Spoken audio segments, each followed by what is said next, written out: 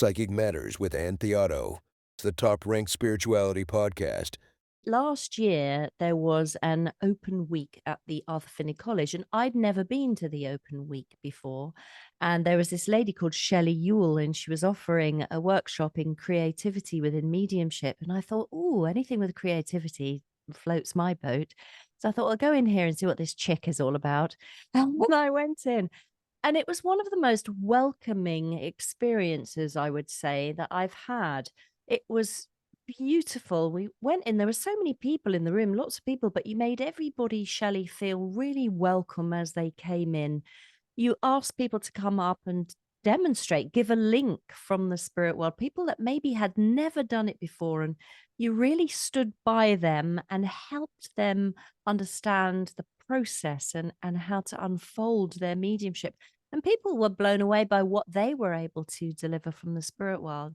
And I just thought that was really beautiful. What I'd say to people to encourage them with, whether it's portraits or whether it's visionary art, because I love that as well, and using lots of colour, um, create space in your diary where you can sit and just explore.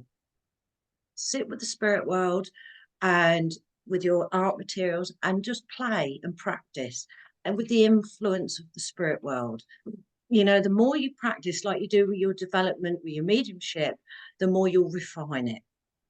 So that way you don't have the pressures and the expectations of somebody sitting in front of you. The creativity is within everybody. Each one of us is creative because we're all creative beings, because each one of us are unique.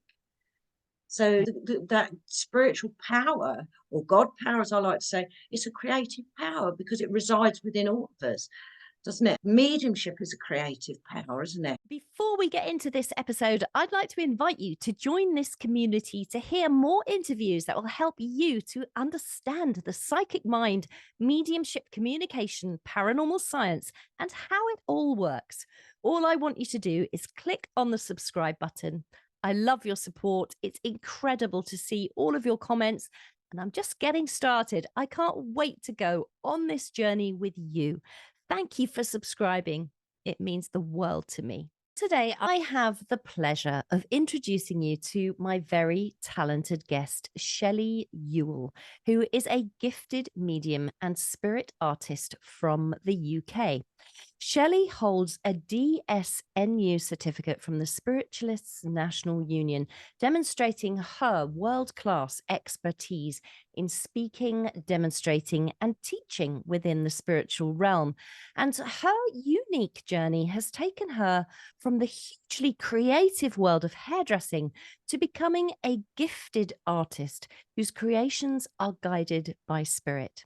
Shelley's work has touched many lives, and today she is here to share with you her wealth of experience in mediumship and creativity. Shelley, welcome to Psychic Matters. Thank you very much for inviting me, Anne. It's a pleasure. It's always a Oh, pleasure to share knowledge.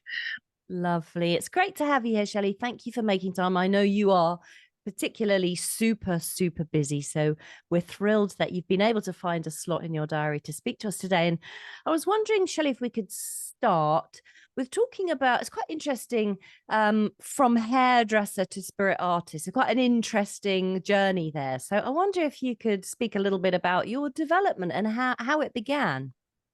Well, it's interesting you say that because, with hairdressing, you still have service, aren't you, to people?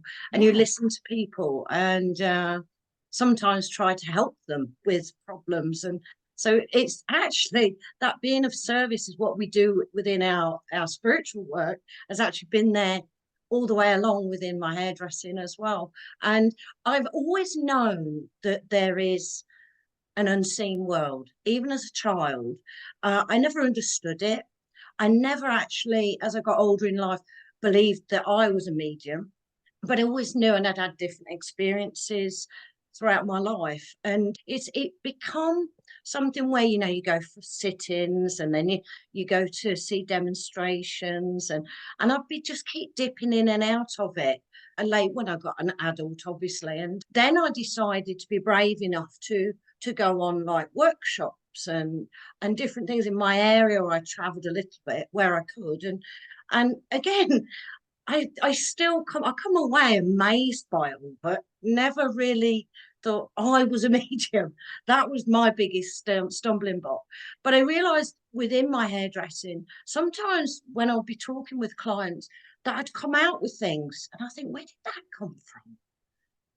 And it surprised me sometimes, because I thought, they're quite wise words, or, and just I was unaware that I was being influenced by the spirit world. So like I say, this journey has been very interesting, because I also would know with people, as we do being a sensitive, I would know if somebody wasn't right, or not health wise, of course. I mean, if there was not emotionally not happy, shall we say. So I'd always sort of intuitively know with my clients, and that's where it really started. And I just pursued it on and off, just for really just curiosity. But it becomes such a calling that I couldn't leave it alone. And that's what led me to the Arthur Findlay College. And that was a catalyst of change within my development, because then I realized after a week there, which was an amazing week, that I went, I actually am a medium. So all these years, and I've been playing with cards and, tarot and all of that, but I never truly believed that I had the ability until that time. And that's when I really did start to embrace my journey, Mm. development. It's very interesting, that, isn't it? How you can intuitively pick up on people's emotional body, etc. Go back before that, Shelley, if you would. In hindsight, now looking back at your childhood, were there indications that perhaps you had a mediumistic talent there? Yes, there is now, but at the time, obviously, I was brought up in a non-spiritualist family. I'm not saying they didn't believe, but they weren't spiritualists or mediums. So yeah, it was very much there. I spent a lot of time with imaginary friends, which obviously I know a lot of those now were not imaginary. And always would look at adults as well, and why can't they see what I see? Or I'd pick up situations, didn't understand, because you're naive at that age. So yeah, it goes right back when I look. And they helped me immensely as a child, and also the spirit world, I mean, and as through teens, which is a very difficult time. But yeah, they've always been there for me. And like I said, you look back and it Yeah. all makes sense. And what about your parents and or I don't know if you had parents, not everyone has, but what about the people that you grew up around? Were they supportive of you? Yeah, my parents are actually both in the spirit world now, bless them. Um, they didn't understand. So because, like I said, they weren't spiritualists. They didn't, if I mentioned anything about ghosts, as I call it, or spirits, they would talk with me, but they didn't understand it themselves to be able to support me in that sense. But as parents, they supported me. But as I got older, it, with my dad, it was a bit of a taboo subject, because he feared it, shall we say, Right. for a time there. He didn't understand. He supported me, but didn't understand it. So if I talked about it, I'd get this glazed look, like, I don't know what she's talking about. But from the spirit world, especially since they've been passed, they support me extremely a lot. They work with me, which is wonderful. But yeah, they didn't understand. That's what it was. They supported me where they could. Oh, that's beautiful. Good for them. That's really nice that you had that environment to grow up in. For those who are listening, when you speak of them supporting you now from the spirit world, people listening might be wondering how can they support you? How does that work? Can you speak a little bit about that? Yeah, certainly. Well, I often feel them around. I mean, we can't read for ourselves, obviously, but I feel their presence and their guidance. There's times that they bring me information, especially sort of at night, or in the mornings, before you go to sleep, when you're waking, because your conscious mind's so subdued, they can influence you more. So through times of where I've had a challenging situation, I've very much had their guidance in simple ways, sometimes even through music. I can hear certain music and the lyrics will help me understand what the situation is, if that makes sense. But also because with me being a tutor and working with students, they've come through that way as well, through messages for me with guidance. And of course, the students know nothing of my life. So yes, so they often come in to let me know. Oh, Yeah. beautiful. Very nice. Lovely, lovely. So then let's go back to your life as we follow the story of Shelley Youell along. You working hard as a hairdresser. I also know that you're a single parent. Is that correct? Have I That's got that correct. right? Yeah. Yeah. Congratulations, single parenting. All single parents out there. Have big cheer for them. So you've got a child and you're hairdressing. How have you made time to go to workshops? How have you found that ability to? And I'm asking this question because I also was a single parent of two, and I couldn't even get away from them for a second to go to any workshops, and I had no money, so I wasn't able. How did you manage to make that transition? It was very difficult because obviously my daughter is should I say is my world and always will be, but she's flown the nest now and she's very happy with her partner. So now I don't have the responsibility as I did, but she came first and foremost. And of course, as yourself, being a single mum and having to provide work, money, children, they come first. And she always did. It wasn't until she become teenager that I started to have a little bit more, I suppose, freedom.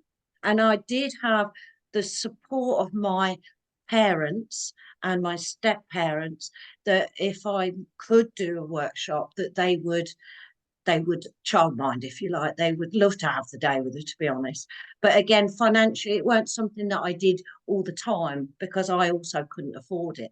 But I would have a little pot to save in. And I always used to have a college fund when I started going to the college. So for birthdays and Christmas, people asking family, what would you like? And I'd say, a donation to my college fund, please. And I'd have a tin and I would save so throughout the year so I could go to the college. But again, like I say, my daughter then started to get to an age that, I could leave her because she was a young adult then, where I Yes. could really support her. But it's not easy. But then life experiences shape us to who we are, don't they? And, we have to live this life, physical life, to learn our experiences, to be able to utilize that within our spiritual work, if that makes sense. Yeah, absolutely. Absolutely. And I love the fact that you had a college fund. I think that's fantastic because it is expensive going to the Arthur Findlay College, especially if you're flying in from abroad. But what I used to do when people said, "Oh, have you ever been to the Arthur Findlay College?" I'd be play my boohoo story. No, boohoo, got no money, can't get away from the children. And then I started demonstrating mediumship as one of my platform accreditation scheme. And then every time somebody gave me, a spiritualist church gave me my expenses for travel, I put that in a pot. And soon there was enough to go to my first course. And that's how I funded it as well. I also had a pot of money, and Spirit provide. Once I paid my £100 deposit, they somehow made the rest arrive, just enough to pay for the course. That's it. That's just the same with me. Yeah. Yeah, it's amazing. So you go to the Arthur Finney College and you have a lovely time and you study and so on and so on. How then have you become a tutor? Because it's not an easy route, is it? No, I've learned so much though. The journey, yeah, at times it's not been easy, I have to say, but the self-discovery and the knowledge I've learned along the way is priceless. But no, I certainly didn't step into that college expecting to come out one day being a tutor. Like I said to you earlier, it was more about curiosity and this calling that I needed to find out about myself as regards to have I got this ability or not? So of course, like I said, I started it when I really took it on board at the college. The second year I went to the college, I decided to become a member of the Spiritualists National Union. I didn't understand much about it then, to be honest. And it's actually been a progression, an unexpected one, really, because then I had to learn studies into the introduction to spiritualism to become a member. I think things have slightly changed now with that, but that was good. And and it led from there. Then, like you with the platform accreditation, I thought, oh, I'll do that, because I'm a bit of a perfectionist. So if I'm going to do something, I want to do it well. But I have to say to all those perfectionists out there, don't let it become the detriment of you, because that has hindered me sometimes.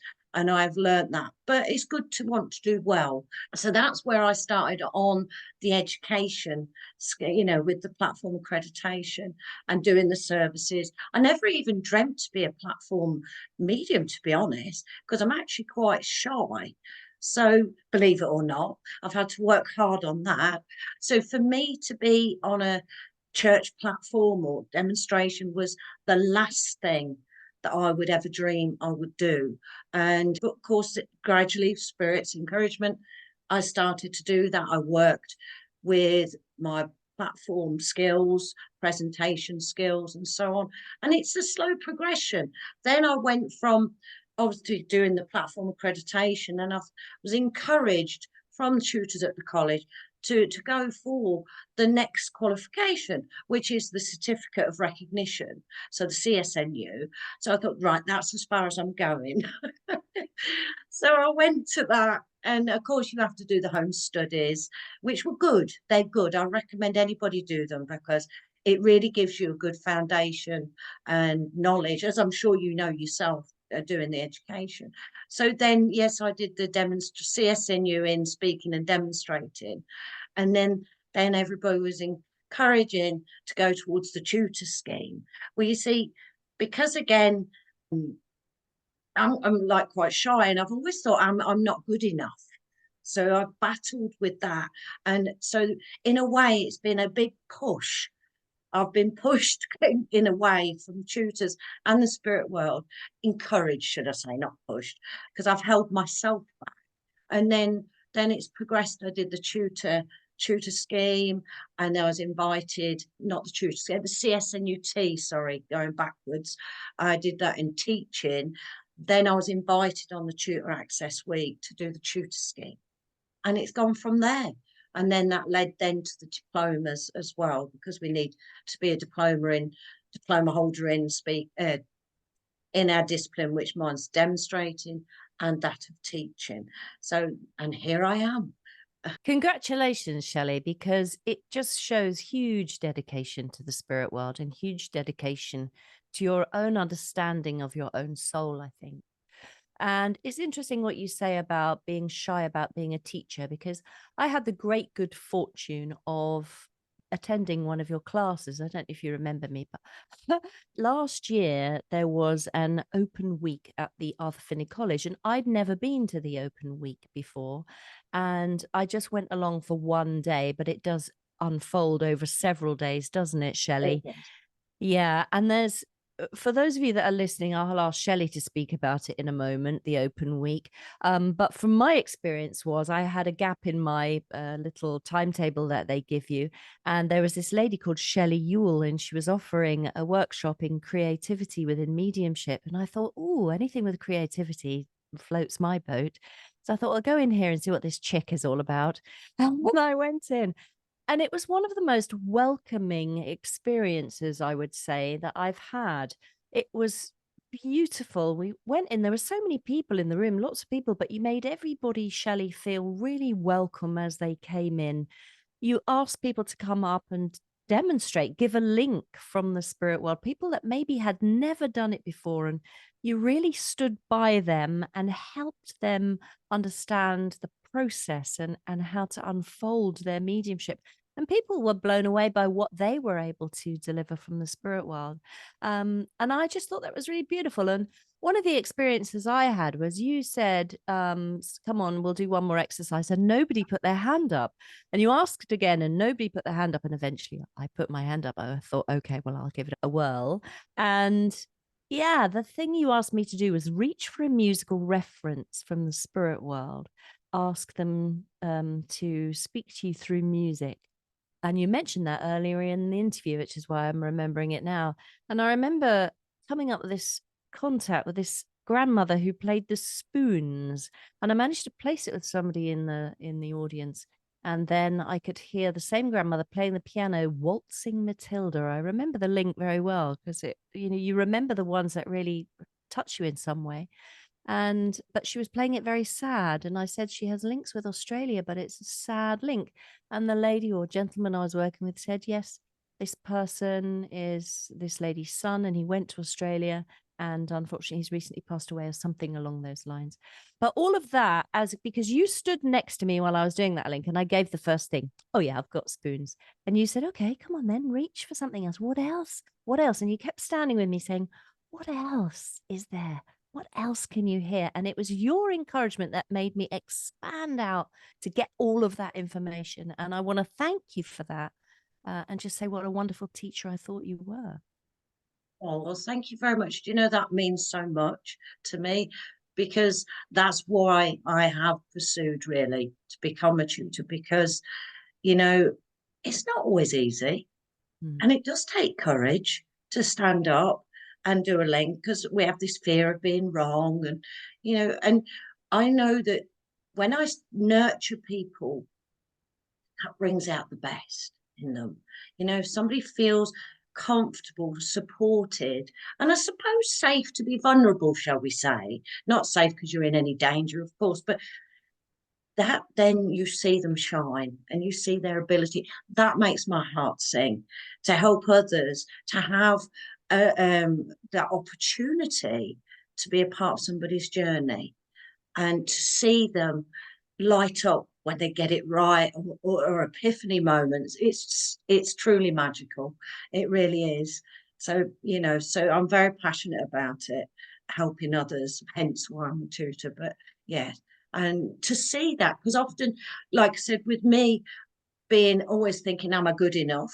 I've always had that, and a lot of self-doubt, and lack of confidence, as many do. I'd be concerned if somebody didn't have those confident wobbles now and again.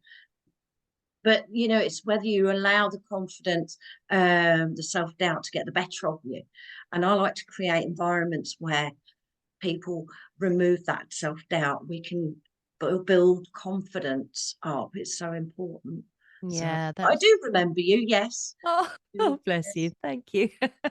Yeah, it was a great class. I really enjoyed that experience. It stayed with me through my mediumship as I work now, thinking, Shelley said, reach for more, I shall. So it's funny, isn't it? The impact you can have on someone without really knowing it. Um, yeah, we can have a real impact. Even those that are listening that aren't mediums or psychics, your words can really impact people. So we must use them carefully, folks. Shelley, let's go to creativity within mediumship. Where does that come from within you? Were you always great at art? Because I know that you use drawing and illustration in your work as well. So speak a little bit about that, if you would. Yeah, I wouldn't say that I'm a conventional artist at all. At school, if I focused, I could do art. So I knew that I had that artistic ability to some degree, but I never properly pursued it. I didn't touch actual art really for many years, because obviously work, bringing my daughter up. But I'd encourage it with her. That helped me bring it back into my life a bit more. And I've always had that creativity, within my creative mind. But then I always say that creativity is in everybody, to be fair. And yeah, it's interesting because, as I said to you, I pursued the mediumship first, my development in that aspect. But then somehow I knew that art had to come into it. And I actually had an assessment, a spiritual assessment, with one of the tutors at the college, both years, but the second year. And she mentioned about you wanting to do art, or you're working with art, because I was, but I didn't know how the two would come together. And she said, you'll bring the two together. And I never understood. And at the time, but I'd be like drawing, and I thought, oh, I don't know what I'm doing here. And then that become where I started exploring with different art materials. I'd never worked with acrylic paint before, for example. So this one time I'd had a bit of a testy conversation on the phone with a family member that left me a little bit frustrated, as we do. And my daughter was at her dad's, so I was home alone, if you will. And I thought, I need to express these emotions. So I thought, my daughter's got some paints. So I got this canvas board out and these acrylic paints, and I just used the colours and painted. Nothing particular, just started to paint. And I realised I felt so much better because I'd expressed my feelings onto the paper, onto the canvas. And I've still got prints of that particular piece of artwork because I called it the emotional flame. So then I never knew then that there's art therapy, colour therapy, you know, because it's not something I'd looked into. But then I started to look into that. And then I started playing around again. We got more paints. And this one day I kept getting it, put the brush down. So I kept getting this from the spirit world, put the brush down. So like a teenager, I put the brush down and go, right then, what are we going to do then? Because I'm thinking, how can I paint without, you know, a spatula or a brush? And then I sat calmly and just sat in the power and presence of the spirit. And I worked with my fingers. And I didn't go into a trance, so they didn't control me, but I was inspired. And I recommend anybody does it. If you don't want to get mucky fingers, I'd wear gloves. But it's very liberating and freeing because, again, because my mind, I'm very such a perfectionist. I want every detail to be right. But Spirit wanted to move me beyond that, to be free, to be inspired by them. And I started, as I would do this artwork, it would be quite raw, but I started to see imagery coming through as I was working. I didn't realize what I was doing, if that makes sense. And it started from there. And then I started to very often do angels, which I do sometimes now, but it's progressed to all different things now. And I never, ever thought that I would do spirit portraits, because again, I don't think I'm good enough. But again, with the gentle nudge and encouragement of the spirit world, I do spirit art demonstrations now as well. So, Wow. so that's, yeah, so it changes all the time. Oh, But that's I love art. amazing. That's so beautiful that you've moved on to that. So some people listening may not know what spirit art demonstration is, and maybe you could speak about that too for those. Of course, yeah. So what it is when we do a demonstration, and obviously, like we do, we give communication, evidential information to validate who the spirit person is. But while I'm doing that, I'm actually drawing on paper. I often use charcoals at the moment, or pastels, because it's quicker than paints. And I start drawing a portrait of the spirit person. And the interesting thing, sometimes you could be speaking, say, for example, the spirit communicator could be mom, but I could be drawing dad.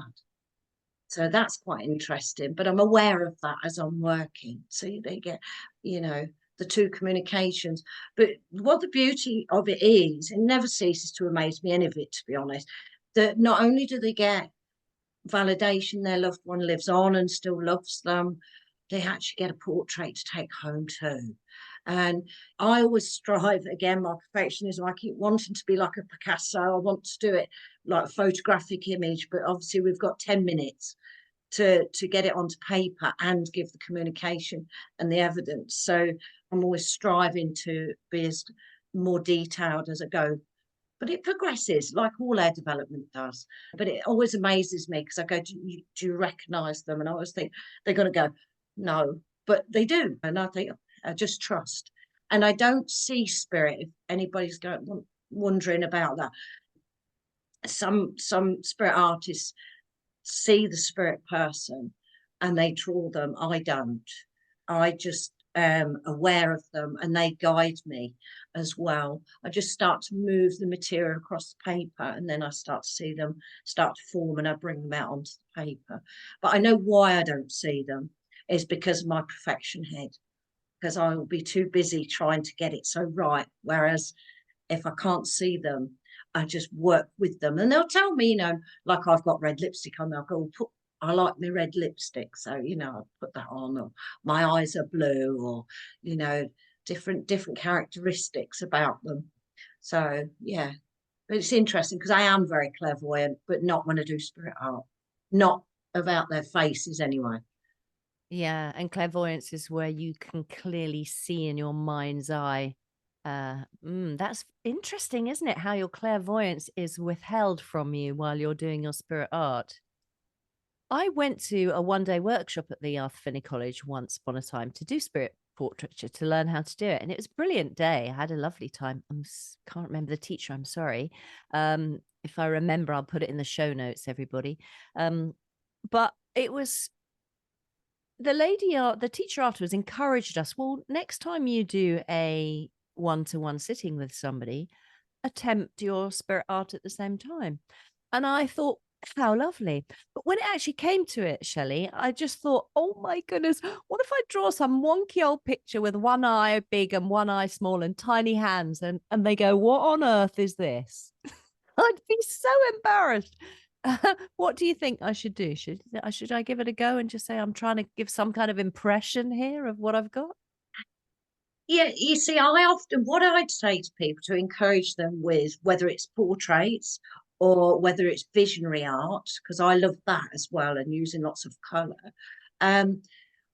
create a space in your diary where you can sit and just explore. Sit with the spirit world and with your art materials and just play and practice, and with the influence of the spirit world. The more you practice, like you do with your development, with your mediumship, the more you'll refine it. So that way you don't have the pressures and the expectations of somebody sitting in front of you. If you want to, then with good friends or friends of friends that will be non-judgmental, that are willing to allow you to practice on them, then maybe then do it, but don't have them in front of you. Because as soon as you have somebody in front of you, it puts you under pressure. And then you're more in your mind then questioning, this is going to not work. And you're going to be battling that. And rather than just say, give yourself the time and space to do it, and then maybe type up a reading, or have a meeting with them then afterwards with the artwork in front of you that you've already done. And then link in with the spirit and then give the information. That's what I often encourage, because I do get students doing the art and the mediumship together, and some prefer it that way, or some prefer to do the artwork first. So because they find they can't do the two things at once, but everybody's different, aren't they? So but I always think build your confidence up with it first.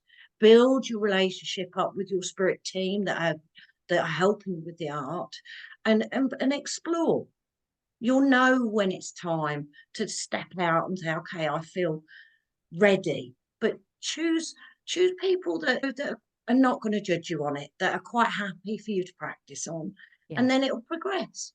Because I think sometimes we are so eager that we run before we can walk. Yes.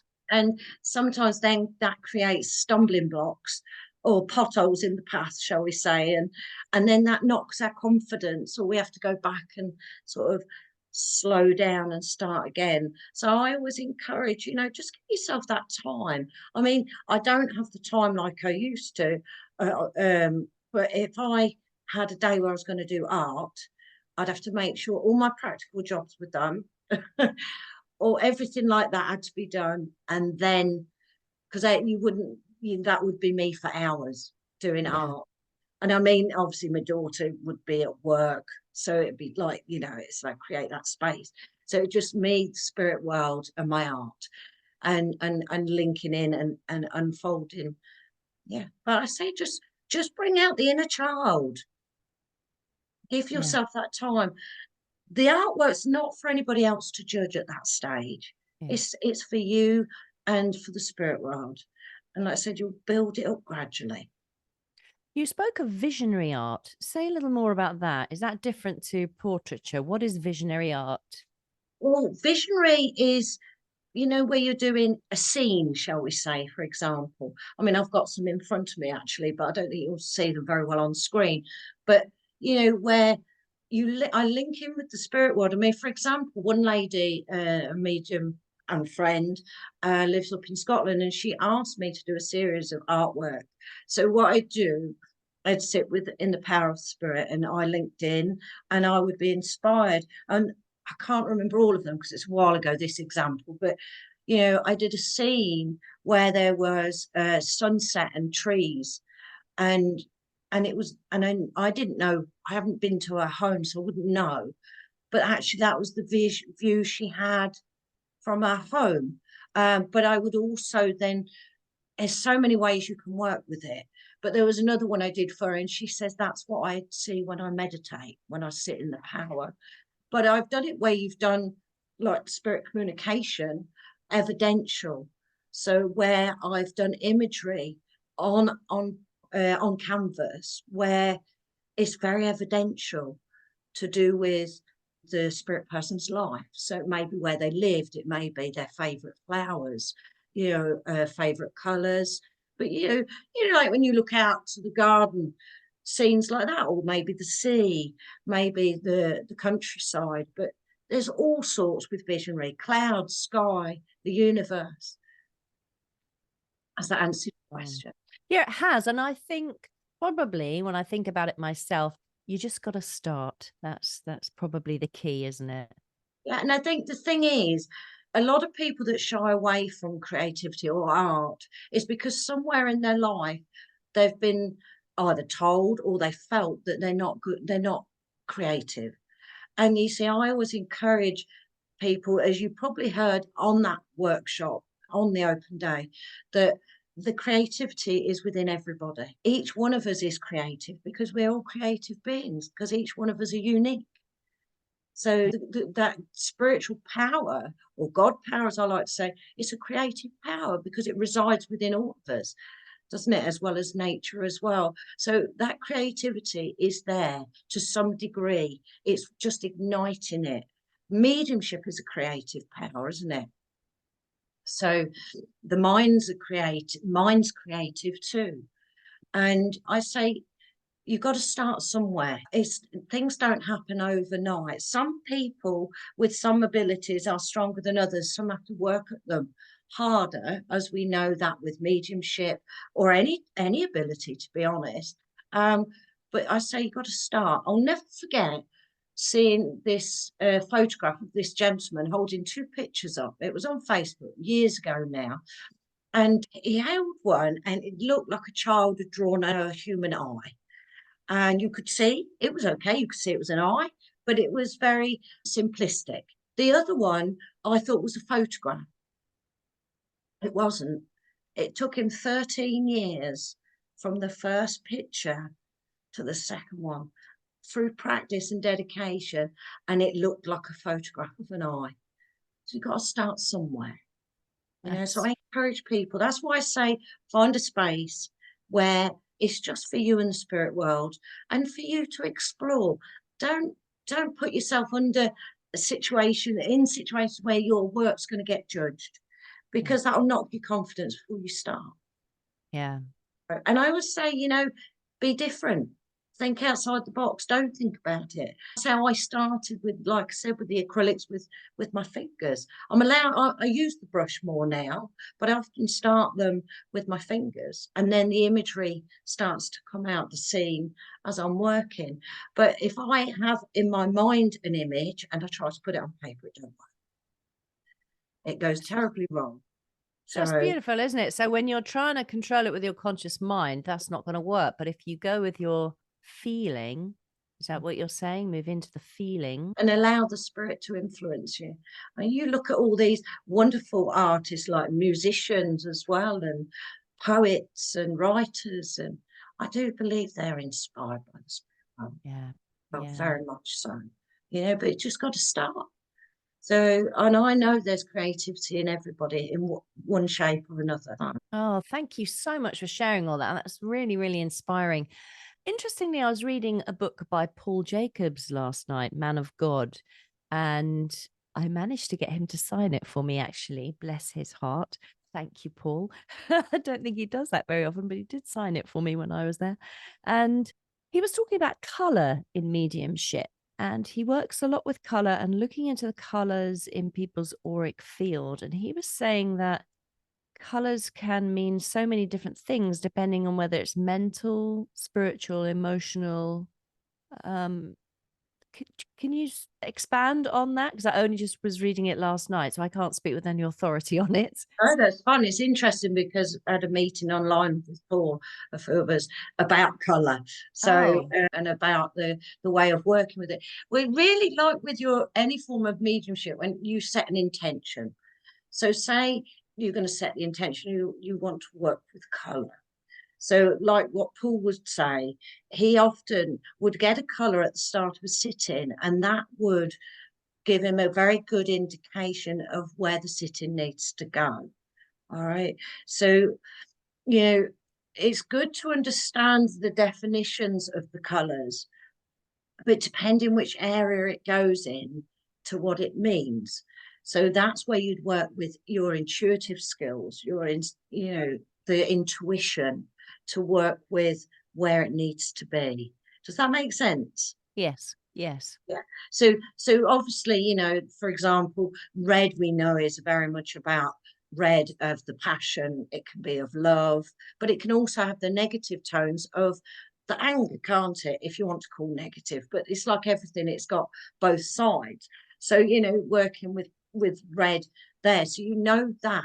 But if when you're working with, and it also is a power color, well, they're all power colors, and it's a very authoritative color, it's a life color. And as Paul would say, if you don't see a tinge of red in somebody's auric field, we should do, because it's the life force.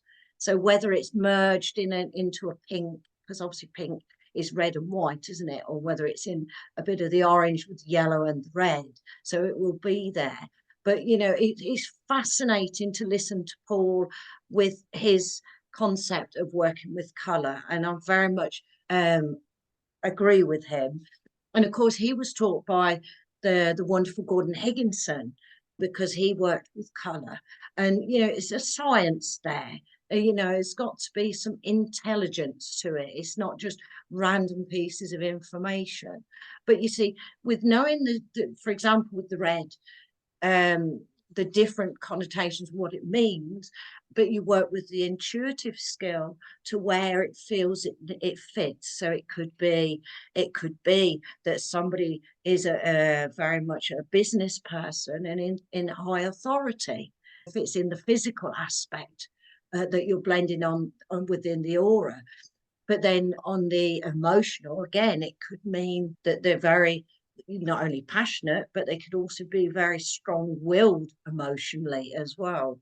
If that gives a reasonable example to what we work with it. Yeah, that's brilliant. Oh, thank you, Shelley. That's really, really interesting. And I find all of that fascinating, the colors. I think I'm going to be asking spirit to influence me a little more with color, I think, in my work. We did say at the beginning we would just have a look at Open Week at Arthur Findlay College, and I wonder if you could speak a little about that for people that maybe might be able to go, or I know there's an Open Week in person and an Open Week online, and maybe you could speak about that for us, Shelley. Yeah. Well, firstly, the Open Week online came about in the pandemic because obviously we couldn't be in person. And now, because that was such a success, we do that now in the autumn, usually around October time. And that's wonderful for people overseas that can't get to visit the college or for the Open Week in the spring, because it's usually sort of the very beginning of May, like the May bank holiday, around there we do it. And it's a wonderful opportunity to have a taster of the college. And that's why it's called an Open Week, where there's I mean, it's busy, isn't it, Anne? You've been, so Yes. it's very busy.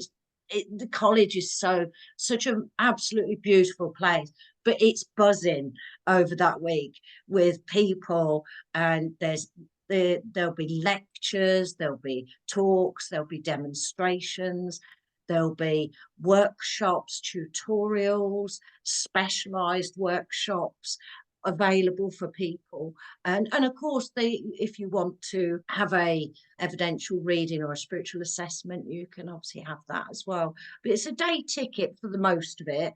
The private sittings, of course, you have to pay extra for, but it's a wonderful experience to really see what the college is about, get to see some of the tutors, and there's many of us that attend to support the college for that week, and it's great for all of us. It's very busy, but it's wonderful. But like I said, it gives you a taster into what the college can offer, apart from, unless you want to come, because some people come and they actually stay in the college for the open week. But because a lot of our courses are residential, which is wonderful experience, because your whole day, morning to bed, is the whole experience of the college, the learnings, getting to know people.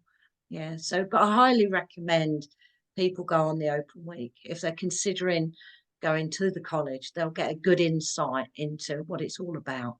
Yeah, that's a great explanation. Thanks so much, Shelley. And of course, for those that live abroad and listen to this in different countries who can't make it, as Shelley's pointed out, there's an online open week too. Very similar. You just can't go around the rooms, the physical rooms in the college. You can certainly do all these different workshops and tutorials, can't you, Shelley, online? Yes, that's a good, it does help people who are overseas, definitely.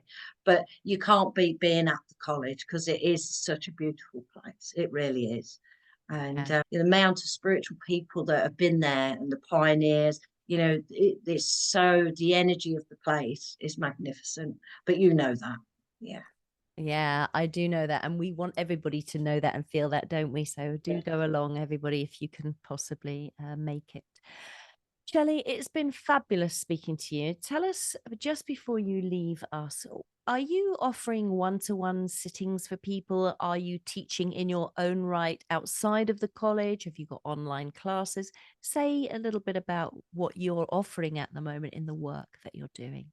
Yeah, I do in person, or mainly online, really. Zoom. I do sit-ins, I do evidential, I do spiritual assessments, I do autographs, which, if you want me to discuss that, I can. But yes, I do. I teach at the college, the Barbanell Centre, and I'm in the process of trying to sort some more private courses out, that are outside of the college as well. Yeah, so yeah, I offer a full range, and of course go and serve churches and do demonstrations. And if people want to book with you or find out a little bit more about you, Shelley, do you have a website or a Facebook page that you can direct people to? I'm in the process of the website, but yeah, Facebook by all means. Shelley Youell, spiritualist, medium and artist. Or I've got a private page that's not so private, but they can contact me that way, or through email, which is all lowercase, Shelley Youell 35@hotmail.co.uk. So yeah, that's the easiest. That's the thing with today's world. It's all Facebook, isn't it? And Yeah. Instagram. Oh, I'm on Instagram as well. Fabulous. I shall have to follow you on your Instagram. I will put your details for people who might want to contact you directly to have a private sitting or are interested in your courses. I'll put your details in the show notes for the program. And then, gosh, you just mentioned something else there, so we can't let you leave yet. You now have to tell us about autograph sittings, could you? Yes, certainly. Well, autographs originate from a gentleman called Harold Sharp, and he had his Oriental guide Chanshi or Chanchar that inspired him, and he used to create them extremely quickly. And but anyway, moving forward, the modern autographs, well, he used to do them either in an oval or a circle. Many people do still now, which represents the aura, that electromagnetic field around the individual. All right. So whereas, like you say, Paul does the colors, and works with sit-ins with with using his intuitive skills. You do the same, but you put it onto paper. But that's on the psychic side about the individual that you're doing the artwork for. But I can also, with modern autographs, and of course, I like to think outside the box, I can work with spirit communication. So you can do an autograph that will represent the person in the spirit world through symbology, colour. And I don't always do it in a circle. To a degree, I do, but I don't like the restriction, you see. I like to feel free, but that's that creative part of me that likes to feel unrestricted. But yes, so I can do spiritual assessments as well through with the aura, because that's working intuitively as well, and obviously with the guidance of the spirit world. And then I put a creative impression onto paper. Beautiful. And a spiritual assessment, if you could sum that up in a little sentence. Oh yes, well, a spiritual assessment is a little bit different, obviously, than an evidential sit-in. It's about looking at the individual, where they are within their development, their spirituality, about what pointers maybe that they need to work on, potentials going forward with what abilities they have, what they could pursue. It's all about really your spiritual pathway, putting it in a nutshell, really. Yeah, beautiful. And it's really lovely to have a spiritual assessment as well. I've found that to be a beautiful experience for people I've gone for. So if you would like one of those people, Shelley Youell is your lady. Shelley, thank you very much for joining us. What's next for you coming up? Well, in regards to work-wise, Anything holiday, work. you don't get many of those. Yes. Well, I'm actually soon going to be going to the Barbadell Centre, because I'm taking on the platform accreditation and CSNU intensive training. So I'll be doing that, and I'm back at the college. So a few times this year, I've got to sort some more private courses out. There's always something. There's plenty to be doing. So as well as sit-ins, and I will confess, I still do a little bit of hairdressing. I squeeze that in, not much, but I squeeze a bit in, because these people have been friends for years. So I love to keep still see them. So yes, I'm off to Italy. I think that's in April. So there's quite a lot going on. Yeah. Yeah, beautiful. But it's great. I love it. Love it. Some lovely plans. Shelley, thank you so much. Again, we are so grateful to you for making time and sharing your knowledge. It's been a wonderful, wonderful discussion. Thank you so very much. Thank you for inviting me. It's truly been a pleasure, Anne. You have been watching the Psychic Matters podcast with Ann Theodo, the only podcast to push forward the boundaries of human consciousness to redefine the significance of living. Subscribe now so you don't miss future episodes.